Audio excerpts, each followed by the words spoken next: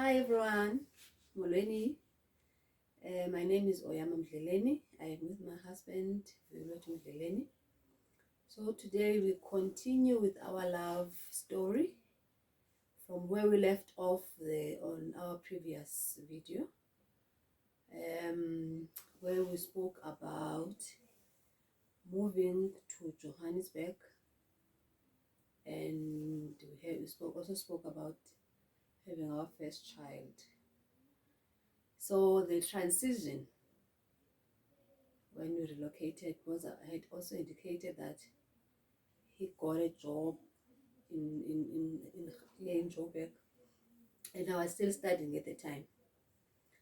So within 2 or 3 months, because I think he moved in August or September, then I came this side in November. So then I moved. After 2 or 3 months. It was a big adjustment. I have to be honest. A huge adjustment was I didn't know anyone in Joburg except for him, and he knew quite a lot of people. He had friends, he had cousins, he had siblings that were residing and working this side. So how was the transition for you before I came in? Were you already familiar with Joburg? Had you been to Joburg before prior to you relocating? Yeah, I was. I came here I spent a week or so prior to the relocation with my sister. She stayed in Korea downtown at the time. Oh, you came to visit. Yeah, so it was still a massive adjustment even for me. I mean, it's a different story to visit the area and to go and stay there, you know. So yeah, it was an adjustment even for myself. But obviously banking on the fact that look, I'm here to work. I'm not gonna be, just sitting around doing nothing and getting bored and Frustrated. Yeah. So at least that you're going to keep yourself busy then. That helped. Okay. So when I came this side, 3 months down the line, I didn't have a job. I had just gotten this certificate, this become degree certificate. Didn't have a job, and we were working at the time. So we started applying, especially on your side, where you were applying for trying to help me, because you could see that the frustration also is there when a person is sitting and doing nothing. Our son at the time was still with your parents, so at least we had just the two of us to worry about at the time. And it didn't take long before I got something, because I remember even when they called me for an interview, it was in January now, 2007. Okay, before we talk about that, now the marriage part, when we were staying together now, we were not yet married, but we had talked about it, and we said, I remember we agreed to say that we're not going to live together for long, and not show the commitment, because that's when now we decided to go and set an appointment and go and sign at Home Affairs, which we did February 2007, where we signed. So it didn't take long, because it's against your values, it's against my values, uh, to stay with someone and not indicate or show any commitment or any commitment towards that person. And so that then we think by February then we had signed. So at Home Affairs, I remember we just invited two of your cousins to come and be our witnesses. It was nothing huge, just yeah. And then the also simultaneously to that, the lobola was being negotiated uh, simultaneously while we were signing, because we just wanted to I think maybe do away with just living together and not committing. Then in January, I, I got a call that I had an interview. Can you remember? Interview was you were applying every. I didn't even know what the interview was all about, because we were just submitting the CVs all over the place. So it didn't take long. That interview was for an internship to because they were looking for students. They were looking for postgrad students from different fields. It was a government initiative where they were going to take the students and enroll them for a honors and masters degree, and then also while we were studying, we also placed. There was also placement in terms of our daily um, work activities. So it was quite an interesting program. And so but at that time when I moved this side, I have never in my entire life, uh, if I can say, been insecure in that way, because the fact that you knew a lot of people and that you were out and about weekends, you would make plans with your friends and your cousins, and I was so insecure because I remember we used to fight a lot that time, and every time we fought, I would pack my bags, and my home was so far. Can you share a bit in terms of what were you receiving in terms of, because I now looking back from my side, there were so many insecurities. Uh, as I've said that I used to pack my bags. You find me right with my bags, suitcases there to go back home, and you were so free. And this one time we were going to buy a fridge, and I don't know what we fought about. Then the next morning I was like, I'm not going. You went and bought the fridge without me. You went with your cousin and went and bought the fridge without me. I'm leaving. When you came back, my bags were ready again, waiting there by the door. So what were you receiving?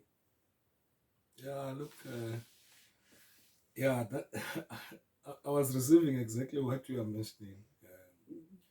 Um, of a person who's not secure, who's very, you know, Impulsive.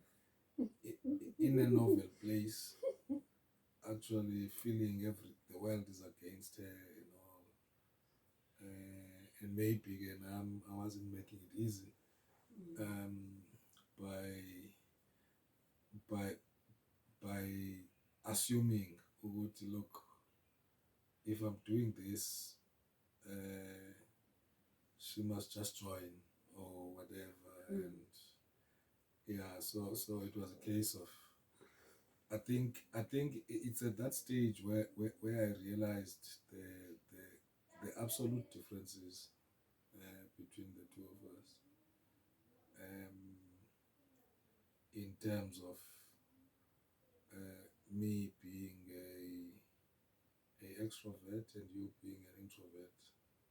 Because when I didn't mind to just stay and lean the entire time, and I can't do that. I just can't. Um, I still battle even now. I can't stay in one place. I can't, and that's me. But with you, it's kind of comfort to be, you know, content with the space you are in, and not wanting to check about, okay, what other spaces are there. So that is what I was receiving. The one, okay, this person is not going to, first of all, be like me. Secondly, yeah, when ekwatile, she will make a decision, but no, she's leaving, or she's mhlawumbi. I think it was a case yokuthi you wanted to show me uba you've got an alternative. Which was what? My alternative was? Well, I don't know. Cape Town is over 1,600 kilometers away. Because I wouldn't be like, okay, no, go, and look at you and say you can leave. And be like, yeah, no, sorry, man. I profusely apologize. I'm sorry. Yeah, but it will, go on for a couple of days in some instances, and eventually we find another bone to pick. Yeah, well, which wasn't difficult to do. Yeah, so one fight to another. Yeah. But yeah, it was a case you would see. That is what I was receiving. Okay, this is the start of me understanding. Ogoti, yeah, here we are different, completely not the same characters. Because I also remember another instance is we at some point we stayed with your sister, the younger sister, who was also at the time interning somewhere, and it made sense that the two of you would drive together because you were going to the same direction, and I was going on the opposite direction, so I had to take a taxi. And when I came back from work, which was the internship program now, I would wait for you at the garage because it would be late, and walking to our place would not be safe. So then when the two of you would arrive now to come and pick me up, your sister would be sitting at the front, and I would have to go and sit at the back.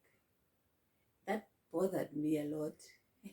and you didn't see anything wrong with it. And we fought about this also a lot, which I think also could maybe the insecurity that I felt like not attacked in terms of when she would sit at the front. Maybe she was not even realizing. But I felt like it felt to me like rejection. If I can put it like that, it felt like rejection that I was not protected by you when you would let it go on like that. And because my expectation was that she would step out of the car and come sit at the back when you guys arrived, and I would sit at the front. But we spoke about it, and you didn't see anything wrong with it. I guess I we never agreed on it. But also it goes back to the issue of expectations.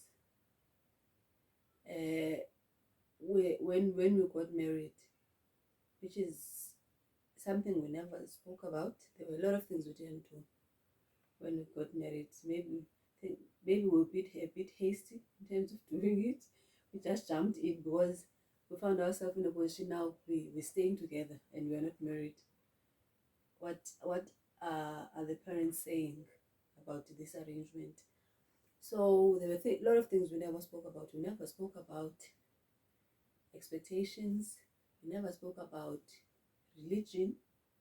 We never spoke about how many children we're going to have. These are things that they unfolded as time went, and most of the time, I'm not sure if you're going to agree with me, we found ourselves in trouble because these issues were not ironed out from the get-go. So we, from my side, I kept on my expectation. I kept on assuming that you will follow, in terms of you will understand and know instinctively what I need and what I desire without even communicating it, which was very uh, but I guess also it goes with also my own issues, as I've shared in the previous videos, uh, growing up, um, how it was like. But it also was, there were so many instances I felt rejected by you, and also the tension with your family. But also those are things that we're also going to elaborate on as we unfold our love story, as we continue with these episodes. But now also, just another issue that you had also indicated to me when we were still dating, that there was a girl that you were dating, and this girl, she was pregnant, and she came home to mommy and mama and dad, uh, and you did mention it to me while we were still dating, this issue of this girl, that she had a child, and but you never claimed responsibility because when they looked at the baby, there was no resemblance, and therefore the girl was told to come back when the baby was 3 months or 6 months or a year. So that issue was never resolved, I think. Ne? Am I right? Yeah, they came back actually How old was the baby? when the baby was 6 months or so, or something. Mm. But still, there was no resemblance. Mm. Okay, I mean, it was a case of the way things were done. Traditionally. Mm. Not traditionally in the sense of tradition as such, but the conventional way of doing things, you know, where they would look for certain features and stuff. And I look, even in those kind of setups, as the as the as the as the man accused, Mm. you are not even engaged in that. That No, is you're the not part of the department. process. Yeah, that's the department of Elders. not necessarily elders. Even my Mm. father would not be part of that. All the women. My daughter don't know how to finance her children or to check for resemblances in children and stuff. It's only women that would do that. Mm. So yeah, so it happened here in Dovana.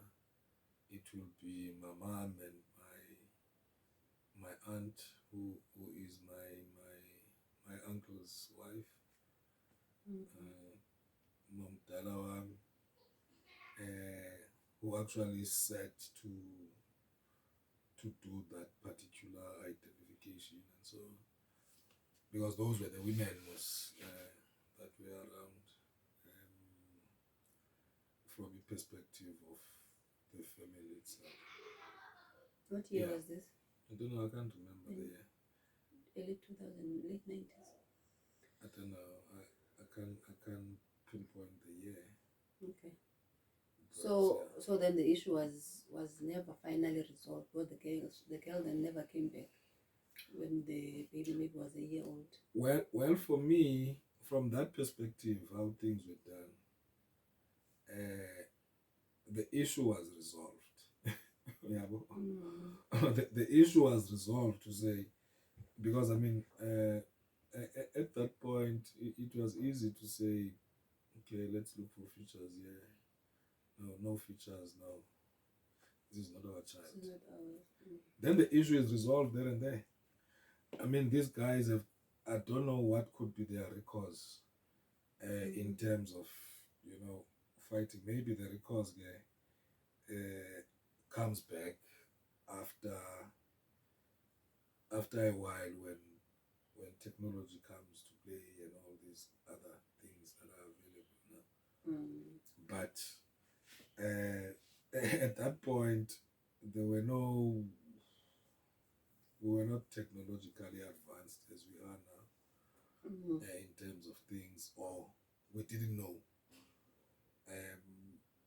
the existence of such technology that can prove beyond reasonable doubt and so on. Okay, but so then the issue came back again in 2010. The child now had grown. I think she must have been 17 or 18 years of age. The mother came back and started communicating with one of my sister-in-laws to say, look at this child, who she's resembling you or one of your sisters. And then your sister spoke to you about the issue, and you told me, and we decided to say, okay, we want to handle this issue in terms of now, as you've mentioned, the technology, through a DNA test, which was done and proved that the child was not yours. So there were a number of challenges or number of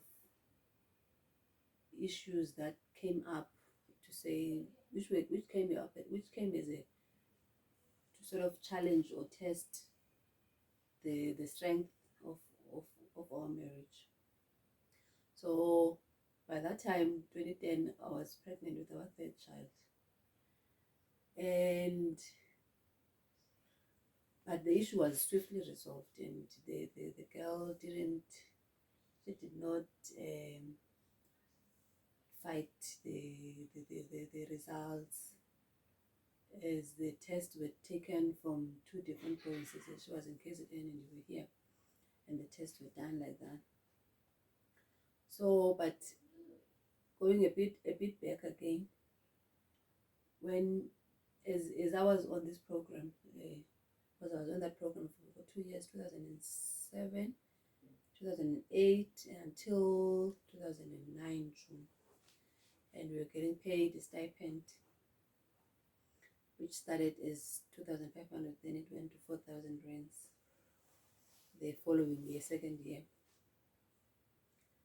And at that time, we were starting to get, we had moved now to Pretoria. We're staying in Pretoria, and we had also taken our son to come and stay with us. We took him when he was it 3 years old, to come and stay with us. So we found him a school. For him to adjust also was a bit of a challenge at first, but he also got used to how now things were, and would visit again. To we'll go to your home and visit your parents. And it was later on that now we said, so Christmas, every Christmas we spend with your family. That initially, for the I think more than 5 years, we spent with your family.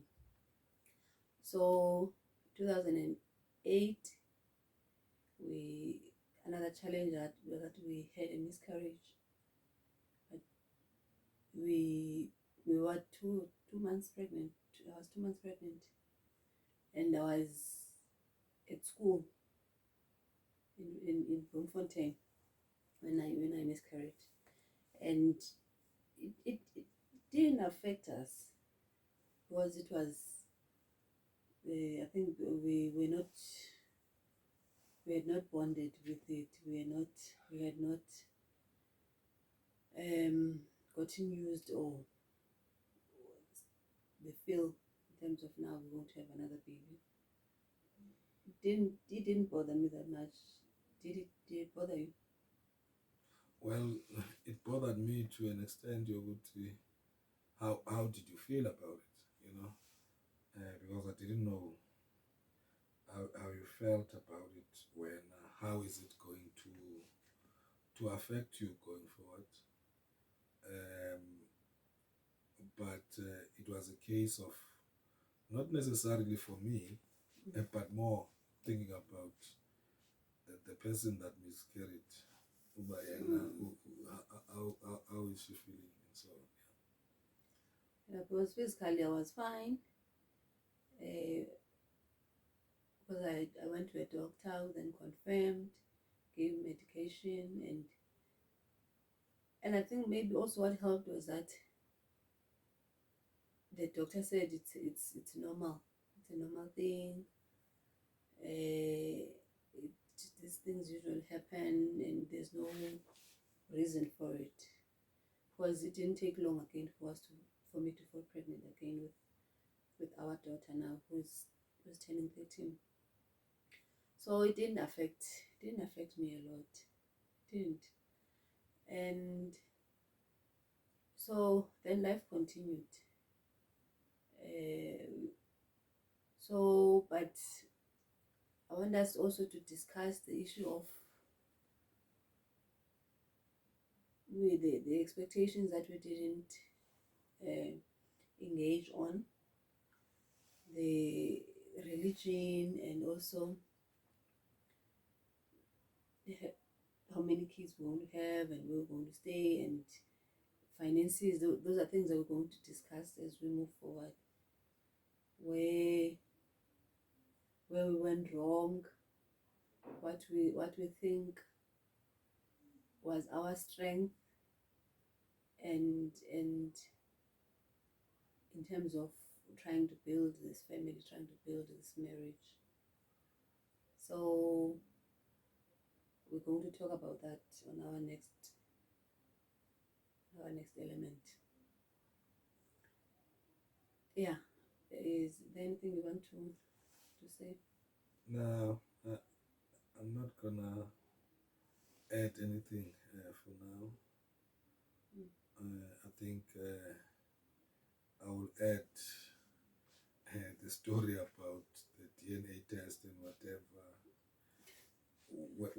where it actually eventually fits. I think then there is something to add to that. Um, Not necessarily to say I'm gonna spice it up or you know, um, but it's just to to to actually clear out the actual story because uh, that is something that impacted on the relationship, but it is my story. So if you know what I mean. So I'll elaborate on that and how I viewed it. And I think also, I mean, my wife mentioned the fact that when we stayed with my sister, also there was, she felt less protected and so on. I think it was more of certain things being taken for granted. Um, well, because of mhlawumbi, different backgrounds and stuff could have been a factor there. Where for me, I do take things light, kakhulu sometimes, where I would say, like, you know, this is a non-issue, being made an issue, blown out of proportion. blown out of proportion, And not realize how and deep. not realize how deep maybe the person has thought about this, and it was one of those. Yeah. But yeah, I think at that stage in our life, we were still also kind of learning each other, and there was this complication that is brought by my little sister, whom I felt I should be responsible for, whereas my wife thought, no, but she's old enough to be responsible for herself. There could have been, you know, those kind of complexities where, from a big brother perspective, I feel Dobana, this person I should be responsible for, because Use she's in Joburg now. Hey, Joburg, life is fast and stuff. Let me try and protect. Look, even for my sisters, they even told me, hey, we think you are overprotective of us, which I believed there was nothing wrong with that. But obviously, it would be something when you bring someone into a relationship, can create a complexity, where you know uh, that person would actually be expecting a different treatment of the next. Whereas when I was saying, look, this is how I'm going to do it. So yeah, um, that that's what I wanted to add there. Yeah, but let's talk in our next episode with the other stuff. Okay. If you enjoy the video, please don't forget to subscribe, like, and share, or also send us any comments. Thank you so much for watching.